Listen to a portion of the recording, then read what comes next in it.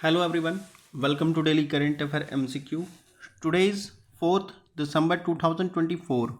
So start from our first question. Let's start.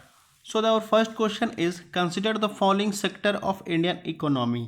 हमारे जितने sector है इंडियन इकोनॉमी को उसके रिगार्डिंग पूछ रहा है कि कौन कौन से सेक्टर में आते हैं इसकी इंडियन इकोनॉमी को वो बताना है। ठीक है, इस सारे सेक्टर को पहला कहता है फार्मास्यूटिकल, दूसरा कहता है renewable energy, third one textile and apparel, fourth one is telecom. Okay, अब आपको पूछ रहा है कि which of the above sector are covered under the various production link incentive scheme.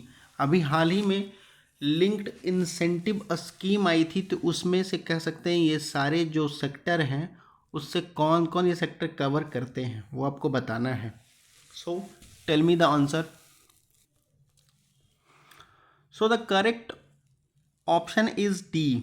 Okay, first second third fourth, first second third fourth, all the above statement is correct. ये चारों के चारों सेक्टर आपके PLI यानी linked incentive scheme में आते हैं। Okay, अब ये बात करते हैं कि PIL है क्या। तो देखो सर, बात करता है जो PIL को पहले तो हम कहते क्या हैं कि ये जो है स्कीम जो लाई गई है वो क्या करता है, ये अट्रैक्ट करेगा आपको इन्वेस्टमेंट को बहुत सारे की सेक्टर में। ठीक है, टेक्नोलॉजी को लेकर के, और जिसमें क्या होगा कि आपको क्या कह सकते हो कि एक बूस्ट मिलेगा मैन्युफैक्चर को लेकर के। बहुत सारे इंडियन कंपनी जो इंडिया में है उसको लेकर के मैन्युफैक्चर ग्लोबल कम्पिटिटिव बढ़ाएगा, ग्लोबलाइजेशन तक ले जाएंगे। अब ये स्कीम जो है, इस स्कीम की जो पोटेंशियली है वो क्या करेगा, boosting production, employment and economic growth over the next 5 year. आने वाले 5 सालों में आपको देखने को मिलेगा कि ये जो स्कीम जो है ये आपको एम्प्लॉयमेंट में तो बूस्ट करेगा ही करेगा, उसको रिगार्डिंग आपको इकोनॉमिक सेक्टर में भी बूस्ट करेगा। ठीक है, अब जो ये सेक्टर कौन कौन सा सेक्टर इंक्लूड किया गया इस स्कीम में वो आपको देखिए बहुत इंपॉर्टेंट हो जाएगा एग्जाम के पर्सपेक्टिव से। तो हमारा पहला सेक्टर कहता है, वो कहता है mobile manufacturing and specified technology. ठीक है, मोबाइल जो भी मैन्युफैक्चरिंग है उससे रिलेटेड जितने हैं उनको इंक्लूड किया गया है। सेकंड कहता है आपका क्रिटिकल की स्टार्टिंग मटेरियल ड्रग इंटरमीडियरीज। ठीक है, एक्टिव फार्मास्यूटिकल इंग्रेडिएंट्स, बेसिकली जो दवाई या मेडिसिन बनाने के जो सेक्टर है ना, फार्मास्यूटिकल सेक्टर है, उनको इंक्लूड किया गया है। तीसरे में कहता है आपका, ये आपका फर्स्ट हुआ, ये आपका सेकंड हुआ। तीसरे में आपका कहता है मैन्युफैक्चरिंग ऑफ मेडिकल डिवाइसेस। ठीक है, अब जो भी मेडिकल डिवाइसेस जैसे मैन्युफैक्चरिंग होती है उसको लेकर के, जैसे PPT किट हो गए और भी बहुत सारे ऑपरेशन के जो टूल्स होते हैं वो हो गए, आपको जो भी अब अस्टेथोस्कोप हो गए, और जो भी ब्लड मेज़र करने के लिए जो होते हैं वो सारे हो गए। तो वो जो भी टूल्स बनते हैं ना, मेडिकल डिवाइस बनते हैं, उसको भी इंक्लूड किया गया। Now the fourth one automobile and auto component, of course vehicles automobile और उसके जो भी कंपोनेंट हैं उसको। ठीक है, फोर्थ में फार्मास्यूटिकल ड्रग्स को इंक्लूड किया गया है। उसके बाद सिक्स्थ की बात कर ली जाए तो स्पेशलिटी स्टील की बात कर रही है, उसको इंक्लूड किया गया। याद रखिएगा, स्पेशलिटी स्टील की बात की गई है। ठीक है, सेवेंथ में आपको telecom networking product, telecom networking product को इंक्लूड किया गया है। 8 की बात कर ली जाए तो इलेक्ट्रॉनिक टेक्नोलॉजी प्रोडक्ट को इंक्लूड किया गया। और 9th में आपको वाइट गुड्स, AC और LED को इंक्लूड किया गया, जो भी वाइट गुड्स हैं उनको इंक्लूड किया गया। ठीक है, और 10th की बात कर ली जाए तो फूड प्रोडक्ट जो भी है हमारे खाने के लिए वो, और टेक्सटाइल प्रोडक्ट कपड़े से रिलेटेड, इन सब को इंक्लूड किया गया है। 12th की बात कर ली जाए तो हाई एफिशिएंसी सोलर को इंक्लूड किया गया है।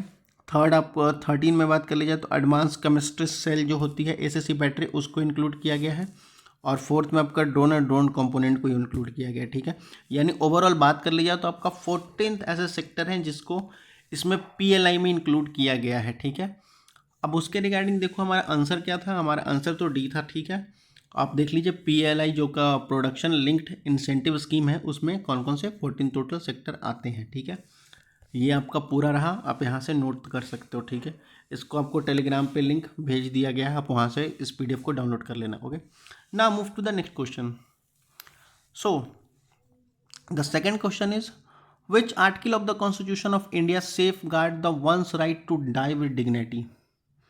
ठीक है, ओके, पूछ रहा है कि मतलब कौन सा आर्टिकल है जिसमें ये आपको कह सकते हो कि उसमें ये बताया गया है कि one's die right to die with dignity, किसी को मृत्यु डिग्निटी जो मृत्यु राइट टू मरने का अधिकार है वो आपको कौन से आर्टिकल में ये बात की जा रही है, मृत्यु का अधिकार, ठीक है। तो फर्स्ट का ऑप्शन आपका है वो आपका आर्टिकल 19 है, सेकंड आपका article 21, C article 25, D article 29। So the correct option is, बताओ आप लोग। So the correct option is B article 21। Article 21 आपको right to die with dignity कहता है। देखिए आपको पता होगा कि 2018 में जब सुप्रीम कोर्ट ने एक बात कहा था कि right to die with dignity को लेकर के नहीं, सुप्रीम कोर्ट ने एक बात कहा था right to live with dignity, ठीक है। Right to live with dignity Supreme Court ने 2018 में जब कहा था, तो उसके साथ साथ सुप्रीम कोर्ट ने ये भी फ्रेम किया था कि right to die with dignity भी सुप्रीम कोर्ट ने कहा था। जैसे कि आपका जीवन जीने का अधिकार है डिग्निटी के साथ, वैसे भी आपको मृत्यु का भी अधिकार है डिग्निटी के साथ। ये आपका आर्टिकल 21 कहता है, बहुत ही इंपॉर्टेंट है, पूछ लिया जाएगा क्वेश्चन, ठीक है। तो आप इसको देख लीजिएगा। और ये एक तरह से कह लीजिए कि को सुप्रीम कोर्ट ने कहा है right to die with dignity, तो right to life with dignity भी क्वेश्चन बहुत सारा पूछा जाता है बहुत बार, तो देख लीजिएगा, पूछ लिया जाएगा। ओके, पीसीएस में पूछता है बहुत बार। Now move to the third question. The third question is the idea average ratio of nitrogen phosphorus potassium NPK for fertiliser. आपका जो फर्टिलाइजर होता है उसमें आइडियल जो एवरेज होता है वो कितना होता है नाइट्रोजन का, फॉस्फोरस का, पोटेशियम का, वो आपको बताना है। बताओ, आज ही न्यूज़पेपर में था ये, बताओ। देखो इसका करेक्ट ऑप्शन हो जाएगा वो सी हो जाएगा, 4:1। 4:2:1 जो है ये आपका आइडियल होता है आपके फर्टिलाइज़र के लिए, ठीक है। जो आपका जिसमें नाइट्रोजन आपका 4 होता है, फॉस्फोरस 2 होता है, पोटेशियम आपका 1% होता है एज ए रेशियो, ठीक है। अगर आप इसको ओवरऑल निकालिएगा, चलिए आज थोड़ा मैथ भी देख लेते हैं। तो 4 + 2 + 1, ओके, कितना हो गया टोटल, देखो आप लोग। 4 + 2 6, 6 + 1 7। अब देखो 7 हमारा है, तो कोई भी चीज़ 100% में 7 होता है, आप उसको डिवाइड कर दीजिए, ठीक है। आपको कितना आएगा कैलकुलेट करके,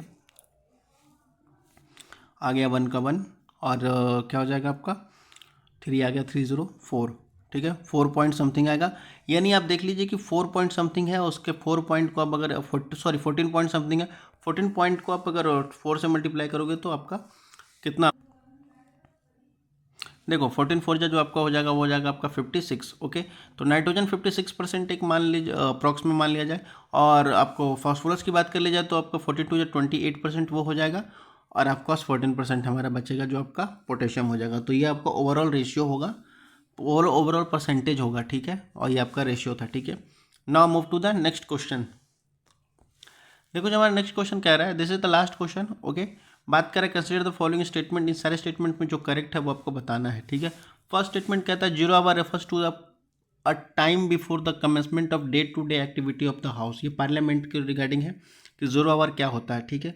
0 आवर की बात करिए, जो वो टाइम जो डेली हमारा डे टू डे एक्टिविटी होता है उसके रिगार्डिंग टाइम बिफोर, उसके पहले 0 आवर होता है। जो हमारी पार्लियामेंट का सेशन स्टार्ट होता है उसके पहले की बात कर रहा है, तब 0 आवर होता है। ये क्वेश्चन, ये स्टेटमेंट ये कह रहा है। सेकंड कहता है in 0 hour member raise the matter of urgent public importance without prior notice. 0 hour में ये होता है कि जो भी मेंबर हैं वो क्वेश्चन रेज करते हैं बिना प्रेयर और नोटिफिकेशन के। जैसे उसका होता है क्या है ना पार्लियामेंट में, कि आप कोई भी क्वेश्चन रेज कर रहे हो उसको पहले ही नोटिफिकेशन दे दी जाती है, ठीक है। लेकिन 0 आवर में कहा जा रहा है कि ऐसा नहीं होता है, ठीक है। तो ये स्टेटमेंट सेकंड हो गया। Now the third statement is question hour is the first hour of the parliament sitting during which the member ask question to minister to hold the government accountable. Question hour जो कहता है कि वो parliament session का पहला जो शुरुआती our होता है, घंटा होता है, वो आपका शुरुआती जो समय होता है 1 घंटा, वो आपका क्वेश्चन आवर का होता है, ठीक है, फर्स्ट आवर, ठीक है। तो ये उसमें क्या होता है, मेंबर क्वेश्चन पूछते हैं मिनिस्टर से, ठीक है, और गवर्नमेंट को जिम्मेदार बताते हैं, ऐसा मतलब एक डिबेट होता है, ठीक है। जैसा कि अभी आपको विंटर सेशन चल रहा है पार्लियामेंट का, उसमें आप देख सकते हैं, ठीक है।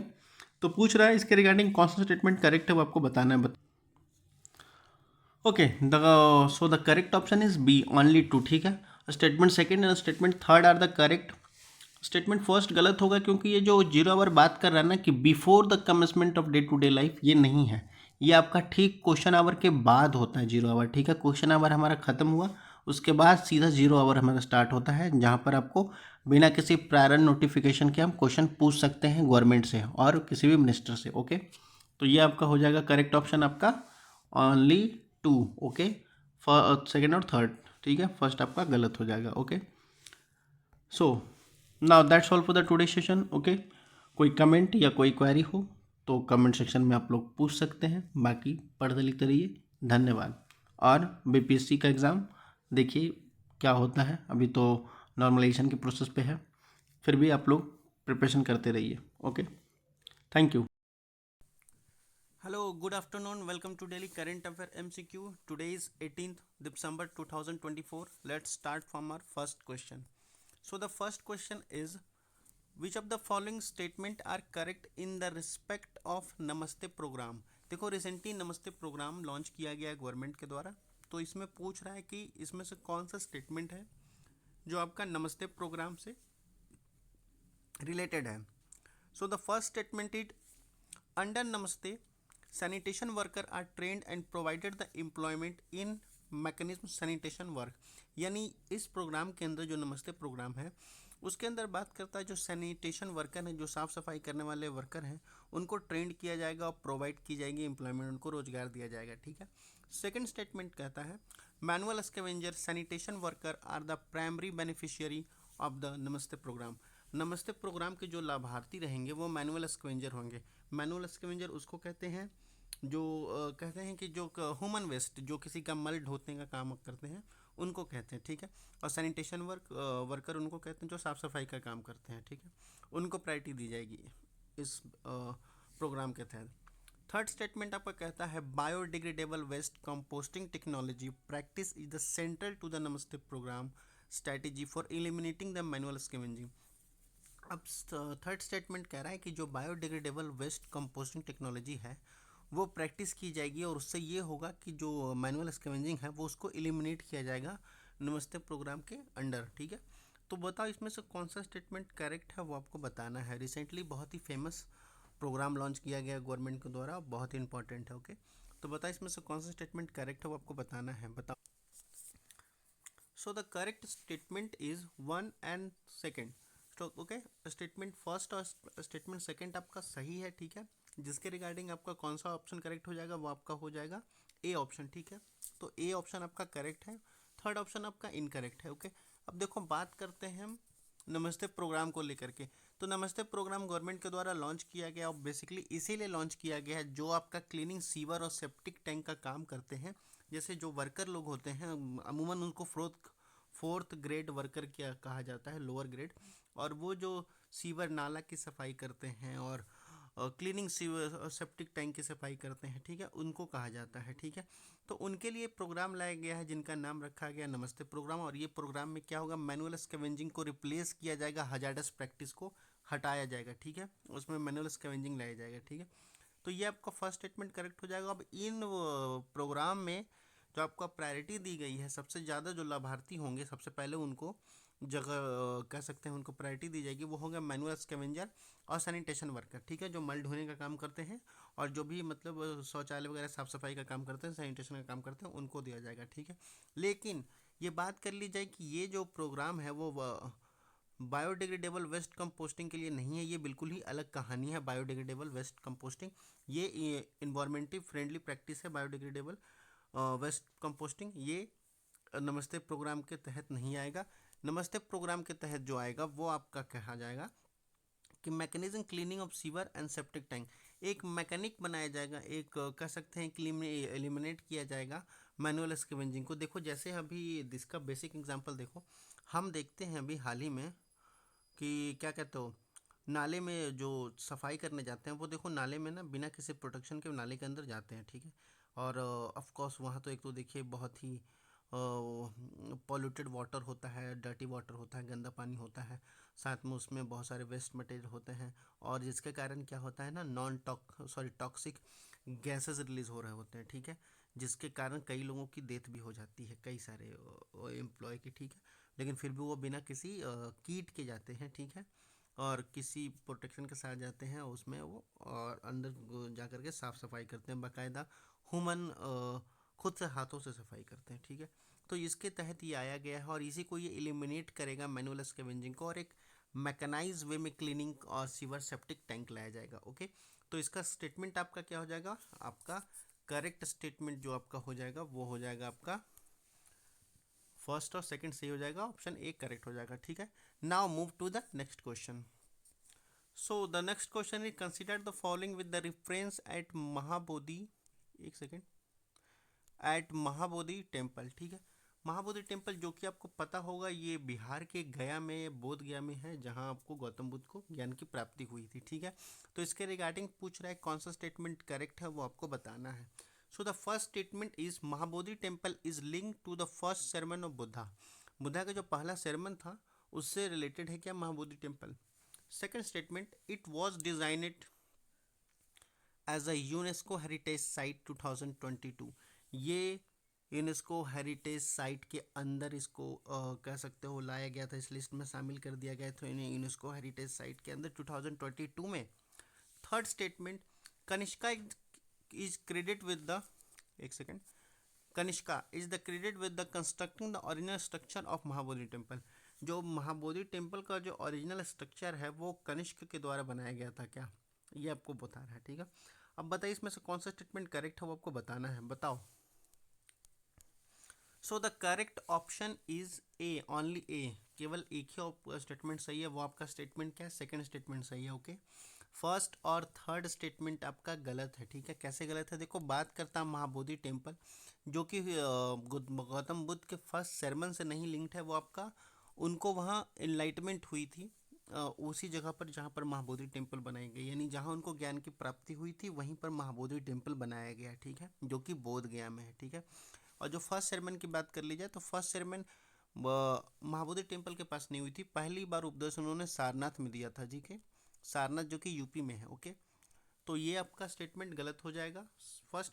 थर्ड स्टेटमेंट की बात कर लिया तो थर्ड स्टेटमेंट जो है कनिष्क को नहीं क्रेडिट जाता है, गौतम बुद्ध के टाइम पे जो उनके कंटेम्प्रेरी रूलर थे वो अशोक थे, ठीक है। मगध साम्राज्य के जो किंग थे वो सम्राट अशोक वो थे, ठीक है।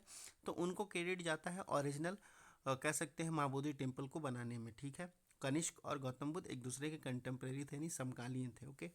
तो स्टेटमेंट आपका सिर्फ सेकंड सही होगा, इसको 2022 में यूनेस्को हेरिटेज साइट के अंदर इंक्लूड कर दिया गया है, okay. Now move to the next question. Third question कहता है what does the term dragnet surveillance refers to. Dragnet surveillance अभी रिसेंटली न्यूज़ में था, तो बताइए इसके रिगार्डिंग कौन सा statement correct. So the correct option is A. Okay, Dragnet surveillance is related to the surveillance method that involve the randomly collected data from the wide range of sources. ठीक है, देखिए बेसिकली बात क्या है ना dragnet surveillance का, ये क्या कर रहा है, रैंडमली डाटा कलेक्ट करेगा, ठीक है, और बिना किसी डिस्क्रिमिनेट किए हुए, ठीक है। बिना डिस्क्रिमिनेशन के कैसे कलेक्ट करेगा, तो जो भी आपके डेटा हैं किसी भी इंडिविजुअल के उसको कलेक्ट करेगा ये, ठीक है, ड्रैगनेट सर्विलांस। और ये बेसिकली बात कर ली जाए तो ये गवर्नमेंट और एजेंसी के द्वारा मॉनिटर कम्युनिकेशन किया जाएगा, ठीक है, जिसमें फ़ोन कॉल्स आएगा, इंटरनेट एक्टिविटी की आप इंटरनेट क्या क्या क्या यूज़ करते हैं, सोशल मीडिया का आपका डेटा कलेक्ट कर दिया जाएगा, other forms of personal data भी कलेक्ट किया जाएगा, ठीक है। और इसका एम जो है ये ड्रैगनेट सर्विलांस का, ये इंश्योर करेगा नेशनल सिक्योरिटी को ही, ठीक है, हमारा कोई नेशनल सिक्योरिटी हार्म ना हो, ठीक है, कोई एक्सटर्नल एग्रेशन ना हो हमारे कंट्री को हार्म करे उसके लिए, ठीक है। और इसका जो कॉन्टेक्स्ट है वो आपका काउंटर टेररिज्म के लिए तो है, टेररिज्म खत्म करने के लिए भी होगा, ठीक है, ये आपके मेंस में लिख सकते हैं 2 पॉइंट। और ड्रैग सर्विलांस को भी हम मेंशन कर सकते हैं। उसके बाद क्या कर रहा है ये, प्राइवेसी और सिविल लिबर्टी को भी ध्यान में रख के ये इसका कंसर्न है, ठीक है। प्राइवेसी और सिविल लिबर्टी इसके क्या कह सकते हो आपके कंसर्न में आ जाएगा। तो जैसे इस क्वेश्चन पे अगर मेंस का क्वेश्चन आ जाए तो इस पर आप लिख सकते हैं कि प्राइवेसी और सिविल लिबर्टी आपका क्या होगा, उसके अगेंस्ट में आप 2 स्टेट पॉइंट बना सकते हो, और इसके जो फेवर में पॉइंट बना सकते हो, नेशनल सिक्योरिटी बना सकते हो, काउंटर टेररिज्म बना सकते हो, आपके 2 इंपॉर्टेंट पॉइंट मिल जाएंगे, ओके। तो ड्रैगनेट सर्विलांस आपको पता होगा कि रैंडम डाटा कलेक्ट के में काम आता है, ठीक है। Now move to the next question. So this is the last question of this session. Consider the following with the reference to the beneficiary eligible to the work under the MNREGA. MNREGA के अंदर जो भी वर्क करते हैं उसके regarding कौन कौन से बेनिफिशियल हैं, कौन कौन किनको एलिजिबल हैं, उनको उनके बारे में बताना है। तो फर्स्ट स्टेटमेंट आपका कहता है कि any rural household adult willing to do unskill manual work, कोई भी ग्रामीण हाउस होल्ड में कोई जो युवा होता है वो अगर अनस्किल्ड वर्क करना चाहता है उसको एलिजिबल माना जाएगा, ठीक है। Now the second statement, only women from the rural house hold, केवल महिलाएं रूरल हाउस होल्ड से उनको इंक्लूड कर वो एलिजिबल है, ये आपका पहली गलत हो जाएगा। Only land owner in rural area, land owner जो रूरल एरिया में है उनको, जो ग्रामीणों में जो जमींदारी लोग हैं जो लैंड ओनर हैं उनके लिए है, ठीक है। फोर्थ स्टेटमेंट कहता है ओनली ट्राइबल पॉपुलेशन, केवल ट्राइबल पॉपुलेशन के लिए होता है। तो बताना है इनमें से कौन कौन एलिजिबल होते हैं, सब होते हैं कि कोई एक होता है या कोई दो होता है, आपके ऑप्शन का रिगार्डिंग बताना है, बताओ। So the correct option is A, only one, यानी स्टेटमेंट फर्स्ट आपका करेक्ट हो जाएगा, बाकी सेकंड थर्ड फोर्थ आपका गलत, ठीक है। कैसे गलत होगा, तो देखो बात करता है मनरेगा, मनरेगा कुछ नहीं होता है, मनरेगा में होता है कोई भी युवा जो अपने आप को अनस्किल्ड मानता है या उसके पास अनस्किल्ड क्वालिफिकेशन है और वो काम करना चाहता है तो उसको इंक्लूड करे, उसको वो मनरेगा काम कर सकता है, ठीक है। चाहे वो महिला हो, चाहे वो किसी ट्राइबल से आता हो, ठीक है, चाहे वो लैंड ओनर ही क्यों ना हो, ठीक है। अगर उसके पास अनस्किल्ड क्वालिफिकेशन है, एजुकेशन है, तो ऑफकोर्स वो मनरेगा के अंडर काम कर सकता है, ठीक है। मनरेगा किसी भी किस्म का डिस्क्रिमिनेशन नहीं करता है, ना ही किसी जेंडर का लेकर के, ठीक है, ना ही किसी कह सकते हैं लैंड ओनर और लेबरर को लेकर के, ठीक है, और ना ही किसी ट्राइबल को लेकर के, ठीक है। वो मनरेगा में सिंपल है आपका कि जो भी किशोर युवा जो अनस्किल्ड मैनुअल वर्क जानते हों और उनको काम चाहिए तो मनरेगा के अंदर आ सकते हैं, 100 दिन के अंदर उनको काम देना होता है गवर्नमेंट को, ठीक है। तो इसका करेक्ट स्टेटमेंट करेक्ट ऑप्शन हो जाएगा आपका ए, ठीक है, जिसके रिगार्डिंग स्टेटमेंट फर्स्ट करेक्ट होगा, ठीक है। So that's all for the today session. कोई क्वेश्चन या कोई क्वेरी हो तो feel free to ask in comment section, बाकी पढ़ते लिखते रहिए, धन्यवाद। अब बहुत जल्दी बीपीएससी का सॉल्यूशन आ रहा है, ठीक है, 70 बीपीएससी का जो प्री हुआ था उसको लेकर के, ठीक है। Thank you. Hello, good afternoon. Welcome to Daily Current Affair MCQ. Today is 27th December 2024. Let's start from our first question. So our first question is, consider the following statement regarding Alzheimer disease. अभी recently Alzheimer disease के regarding news आई थी, तो आपको बताना है कि Alzheimer disease को लेकर के कौन सा स्टेटमेंट करेक्ट है। So our first statement is, it is a progressive brain disorder characteristic by the buildup of amyloid beta plaque, ठीक है। ये करेक्ट प्रोग्रेसिव ब्रेन डिसऑर्डर होता है, ठीक है, इसकी बात कर रहा है। Now the second statement it is the most common cause of dementia in the world, ये बहुत ही कॉमन काउज है डिमेंटिया जो होता है ना, वो दो पूरी दुनिया में जो फैली हुई डिमेंटिया उसके कारण, ठीक है। तो now which of the following statement is correct, वो आपको बताना है, तो बताओ।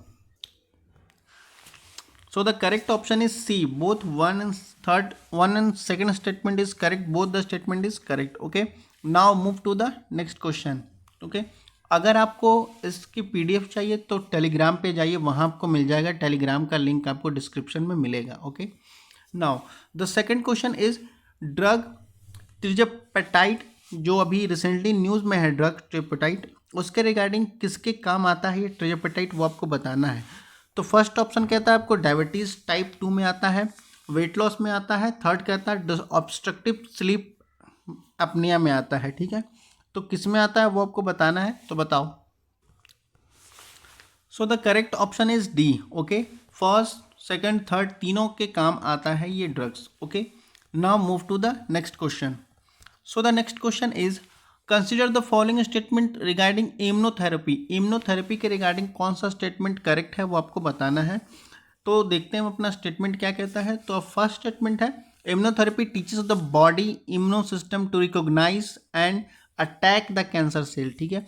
इम्यूनोथेरेपी में क्या होता है कि आपको बॉडी को इम्यूनो सिस्टम सिखाया जाता है और पहचाननी होती है कि इम्यूनो सिस्टम क्या है और कैंसर सेल पर अटैक किया जाता है। ओके, सेकेंड स्टेटमेंट कहता है, it help in detecting and treating the understanding cancer, ये हेल्प करता है कैंसर को डिटेक्ट करने में और उसको ट्रीट करने में। ओके, थर्ड स्टेटमेंट कहता है, it provide the patient with more effective and less invasive treatment, ये पेशेंट को मोर इफेक्टिव और लेस इन्वेसिव मैनर में ट्रीटमेंट के लिए प्रोवाइड करता है। ओके, तो which of the following statement is correct वो आपको बताना है, बताओ।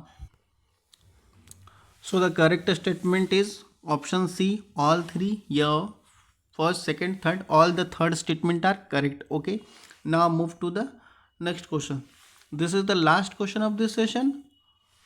फोर्थ क्वेश्चन कहता है आपका, consider the following statement regarding the Ken Betwa river linking project. Okay, अभी हाल ही में देखो Ken Betwa river linking project जो कि यूपी में है, उसका शिलान्यास हुआ, उद्घाटन हुआ, इनॉग्रेट किया गया है। और इनॉग्रेट किन्होंने किया, तो आपको याद रखेगा प्राइम मिनिस्टर मोदी जी ने किया है। Okay, now come to the question.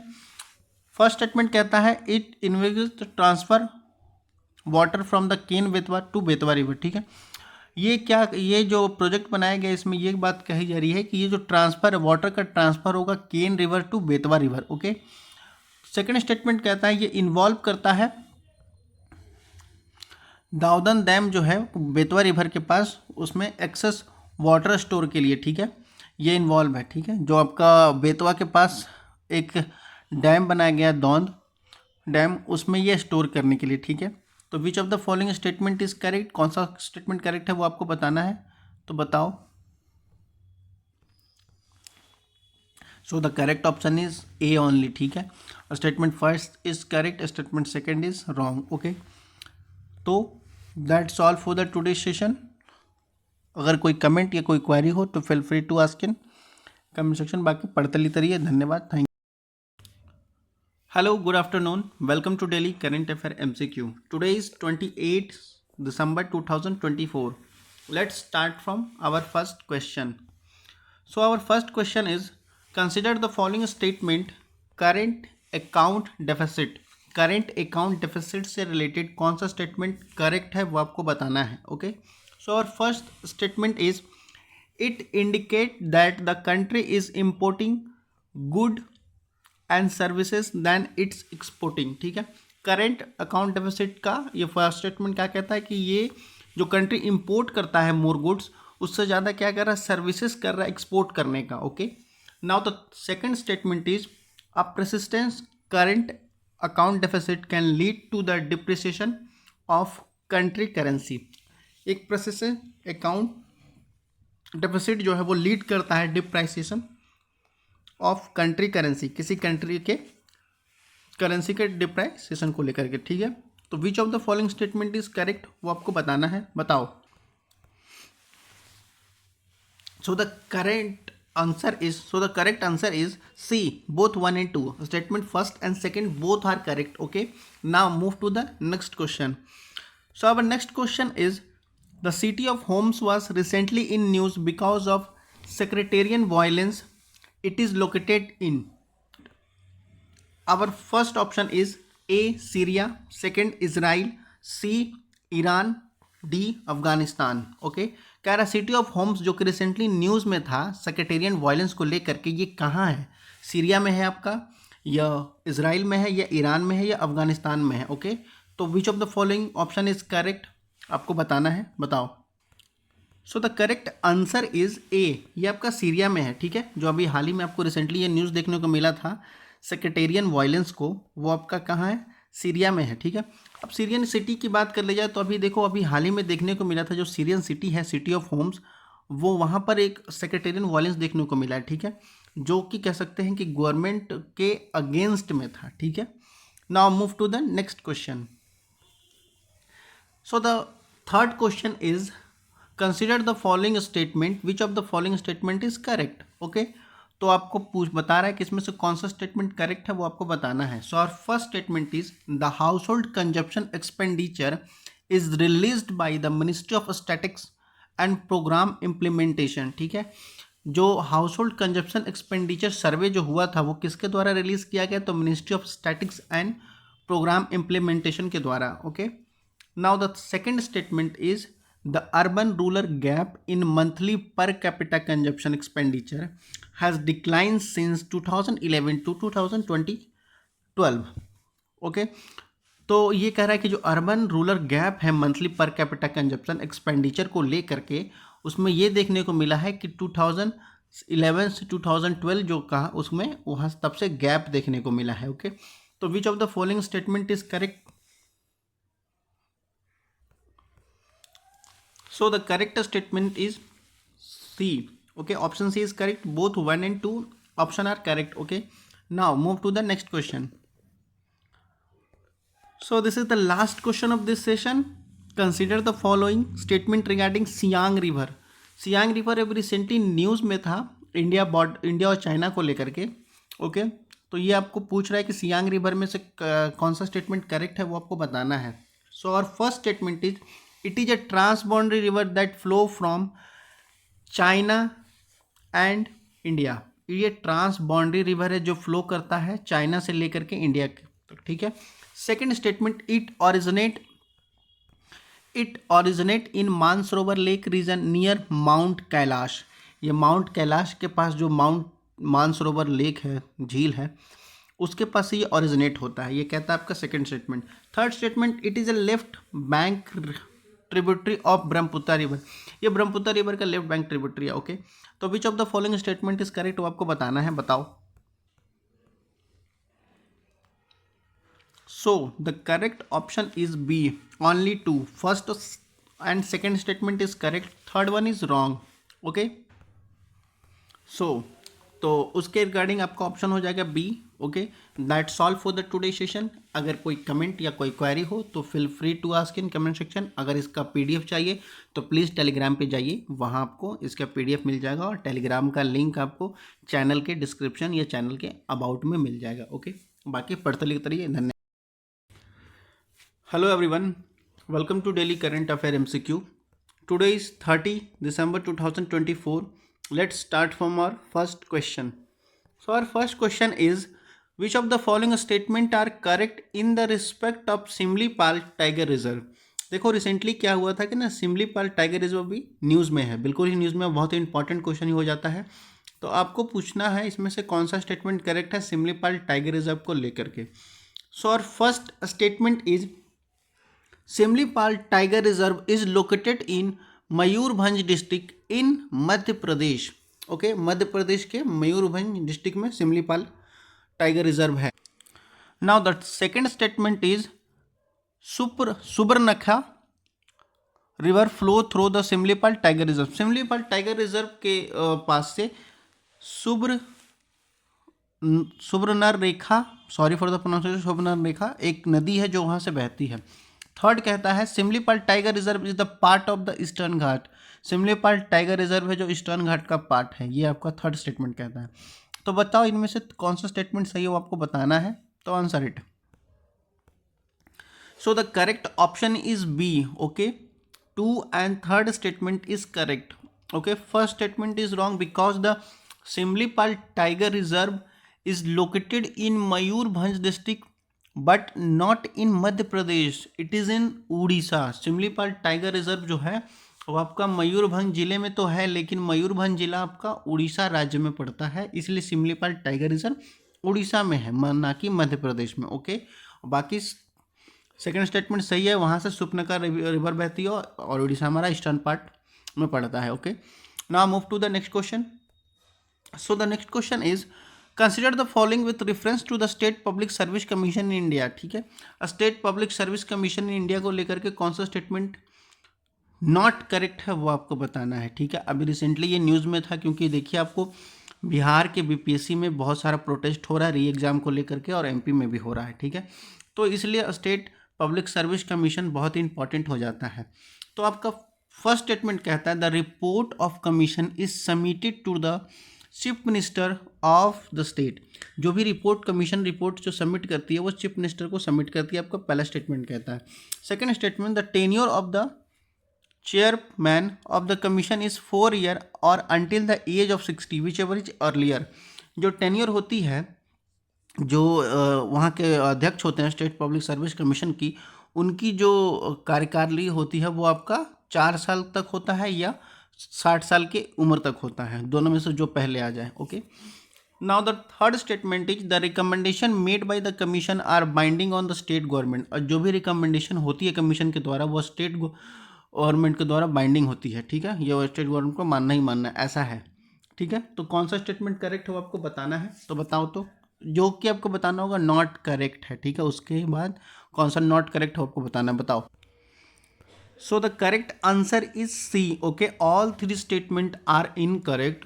तो क्या होगा, देखो पहले ऑप्शन स्टेटमेंट की बात कर ली जाए तो ये जो रिपोर्ट सबमिट की जाती है कमीशन के द्वारा, ये चीफ मिनिस्टर को नहीं सबमिट की जाती है, गवर्नर को सबमिट की जाती है, राज्यपाल को, क्योंकि जो हमारा स्टेट पब्लिक सर्विस कमीशन ये कॉन्स्टिट्यूशनल बॉडी है। ओके, संवैधानिक पद है, इसलिए वो गवर्नर को सबमिट की जाती है, राज्यपाल को।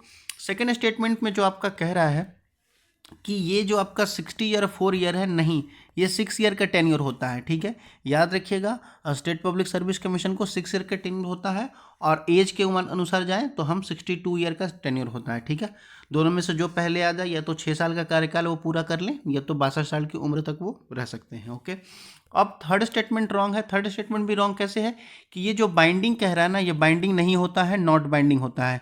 उनकी मर्जी है, वो माने या ना माने, उन पर डिपेंड है। ओके, जिस तो क्या हो जाएगा हमारा, सी हो जाएगा ऑप्शन। ठीक है, उसके regarding. Now move to the next question. So the third question is Aktau city जो है, रिसेंटली न्यूज़ में देखा गया है, ये जो सिटी है ये है कहाँ, अकटाऊ आपका कजाकिस्तान में है, रशिया में है, अजरबैजान में है, या आर्मेनिया में है, बताना है, बताओ। बहुत ही रिसेंटली बहुत इंपॉर्टेंट न्यूज़ है, पूछ लिया जाएगा एग्जाम में। देखो इसका करेक्ट आंसर जो हो जाएगा वो हो जाएगा ए, कजाकिस्तान में है अकटाऊ। ठीक है, अकटाऊ कजाकिस्तान में कैसे है, देखो रिसेंटली में क्या हुआ है कि कजाकिस्तान जो आपका अकटाऊ में है, इसमें देखो क्रैश देखी गई है। ठीक है, क्रैश ऑफ अजरबैजानी एयरलाइन को। ठीक है, एक एयरलाइन है जो क्रैश की है अजरबैजान को, वो आपका नियर किस में, कजाकिस्तानी सिटी ऑफ अकटाऊ में क्रैश की है। ठीक है, जिससे ये इंपॉर्टेंट है। ठीक है, और ये आपका बताइए, तो ये जो क्रैश हुआ है वो आपका रशिया यूक्रेन कॉन्फ्लिक्ट जोन में आता है। ठीक है, जो मतलब अभी जिसमें ये देखा गया है, अभी जो प्लेन क्रैश हुआ उसमें कम से कम 38 पीपल को, 48 लोगों की जान गई है। ठीक है, और जो फोकस कर रहा है आपका danger flying over the Russia Ukraine जो कॉन्फ्लिक्ट जोन है उसके रिगार्डिंग। ठीक है, यहाँ देखिए, आपको मैप में देखिएगा तो ये देखिए आपका कजाकिस्तान है, यहाँ आपका अस्ताना है। ठीक है, यहाँ आपका देखिए ये जो एरिया है ना आपका, ये अकटाऊ है। ठीक है, ये अकटाऊ रीजन है। Okay, now move to the next question. So एक second. Okay, now this is the last question I think of this session. Question number 4th. Sorry. Okay, consider the following with the reference of the Indian constitution. Indian constitution के regarding कौन सा statement correct है वो आपको बताना है। Our first statement is Indian constitution declare India as a confederation of a state. Indian constitution के अनुसार इंडिया जो है कन्फेडरेशन ऑफ स्टेट है। सेकेंड स्टेटमेंट कहता है Indian constitution is a rigid, Indian constitution है वो बिल्कुल ही रिजिड है। थर्ड स्टेटमेंट कहता है the idea of constitutional amendment was borrow from the South Africa, जो आइडिया ऑफ कॉन्स्टिट्यूशनल अमेंडमेंट है ये हमने क्या साउथ अफ्रीका से बोरो किया है। फोर्थ कहता है the term secular was added to the preamble of the constitution by the 44th amendment, जो हमने सेकुलर वर्ड जो हमने प्रियम्बल में ऐड किया है प्रस्तावना में, वो कौन से अमेंडमेंट से किया है, 42 अमेंडमेंट या 44 अमेंडमेंट, तो बताओ। बहुत ही इंपॉर्टेंट और इजी क्वेश्चन है, बताओ।